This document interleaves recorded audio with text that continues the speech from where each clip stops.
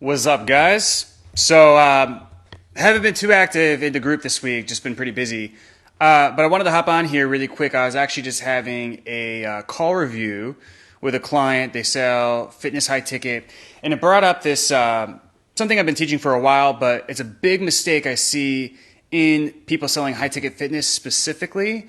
And it's really important because I see a lot of people do almost everything right on the call and then miss this and miss the sale. And then even furthermore, the people who I know who are doing this correctly, they're actually, a lot of them, at least are charging like 3K. I've even seen people charge 5K plus.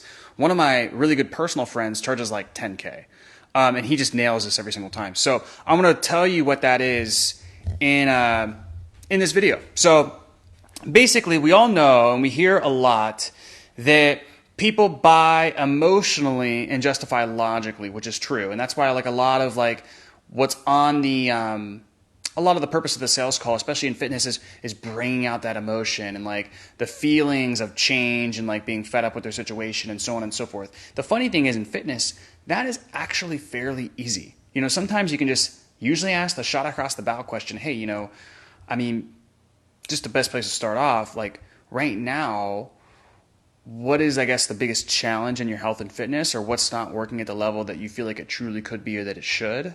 You can ask a question like that, and sometimes, they just start crying immediately, right? So it's not that hard in fitness to really get to the emotional pain, okay? And people think that's what it's all about, and it's not. Because, I mean, it is. Like, that's important. You have to get that. But that's not what I'm talking about in this video, because what I'm talking about is a lot of people, they get out and they bring out the emotional pain, and then they actually never allow the prospect to have any fodder to justify the sale logically at the end of the call. And a lot of the reasons the prospects in fitness don't buy is not because they're not feeling the right emotions. They're not feeling those emotions of change, and those haven't been elicited. It's not because of that. It's because at the end of the call, they're like, fuck, I really want to do this. I'm tired of my situation. I want this to work, but it sounds like, or how do I know that this isn't going to be like the 900 different things that I've tried in the past? Okay, that's why. Because fitness, especially with a lot of you guys are selling females ages 30 to 50, those people have money and they've tried a lot of things. Like like this one woman who I just got off a call with, she had tried, or we did a call review with, she had tried keto, like a smoothie diet, Atkins. She tried just eating salads for like an extended period of time. It was like a laundry list of like 10 different things, and Weight Watchers and like all this stuff. So they've tried all of these things, and what happens is their biggest fear is that I'm going to invest 5K into this thing, and it's like, it's just going to be another one of those things where I get really like hyped up and excited for change.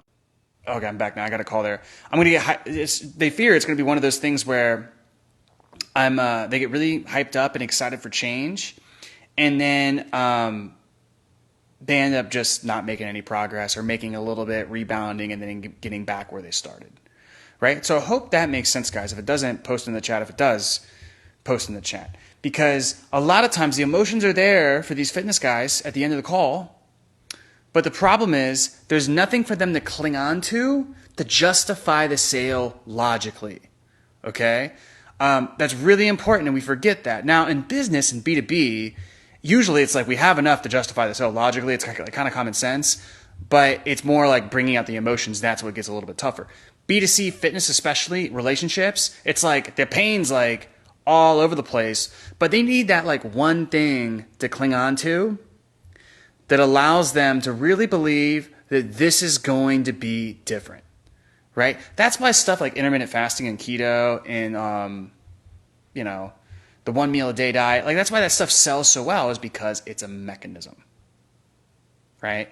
So that's really what I'm saying here is you guys need to have a mechanism. Now, like, what is that? I'm going to give you my simplified sales definition. Okay? Your pitch, if you're selling fitness, well, really when you're selling anything, but especially for you fitness guys, your pitch, your offer needs to be the simultaneous explanation of why this is going to be different and why everything they've tried in the past has failed. Okay? So, like with keto, and that's really what a mechanism is, guys, but with like keto, I've read sales letters for that. And they talk about like, the different sciences and, ketosis and all of this stuff. And it kind of like reveals, oh, here's why you've been stuck. It's not your fault. And when you do this one thing different, then you'll finally have all the results that you've always been wanting. Now, am I saying, guys, that you guys all gotta like switch to keto or stuff? Like, no, because I know a lot of you guys who do high ticket fitness like don't like keto, and that's totally cool. And keto is even gaining a certain amount of sophistication to where it's not working probably as well as it used to be.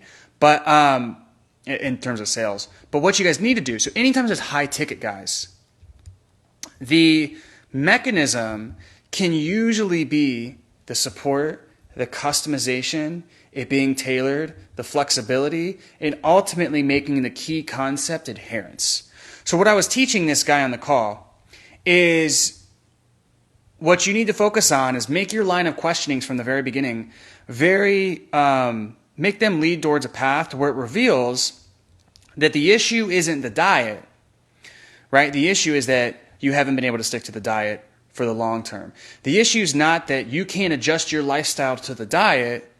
The issue is you've had the wrong focus. You need to start adjusting the diet to your lifestyle. That's going to take customization, flexibility, one-on-one support with an expert, all of that stuff. But when you have that and you make that paradigm shift, we're finally going to fit something into your lifestyle, which is the reason you go off these diets in the first place, and we'll finally have something that you're not only able to stick to the long term, that's going to allow you to keep the weight off, or get the weight off, but also keep it off because you're sticking to it for the long term. Hope that makes sense, guys. I'm not the fitness expert either. So you might have that. Like, you might have a built-in mechanism of why this is going to be different, why everything's failed in the past. That's just a really simple one. And I know with high ticket, that'll almost work every time. But you really need to hammer that home so that when they get to the end of the call and they're emotionally aroused, they're like, oh, I want to change. I'm fed up with where I'm at.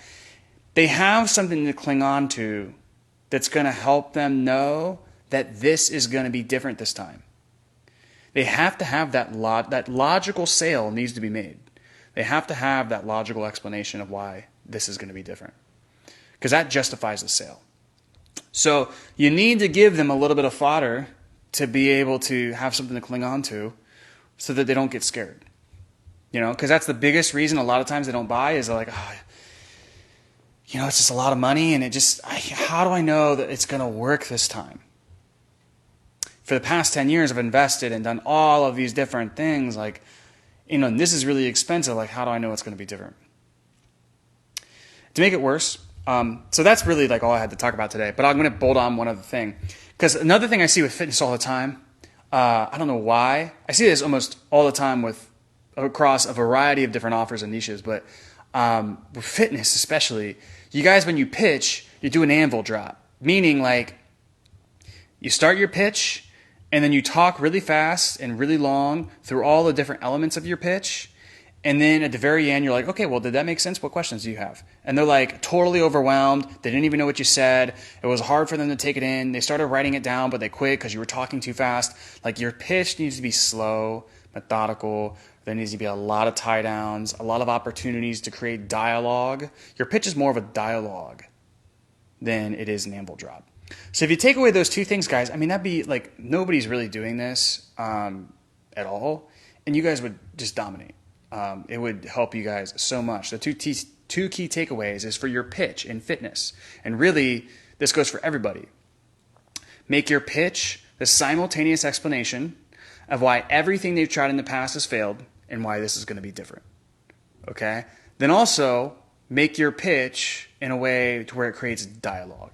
It creates back and forth. Because when you have that, it's creating a feedback loop that's allowing you to get a temperature check on where the prospect is so that you're able to create buy-in on the pitch before you transition into the price. Because here's the thing, with fitness, you need to get them certain that this is the right thing, now's the right time. They're certain that they can see how this is going to be different from everything they tried in the past before you drop price. Because if you're doing high ticket, especially if you're doing like 5K, when you drop price, totally different ball game on the table. So we need those buy-ins up into that point, because when we drop price, we're going to lose that. That's all I got for you guys. Hopefully you enjoy it. Let me know if you have a question in the comments. We'll see you later.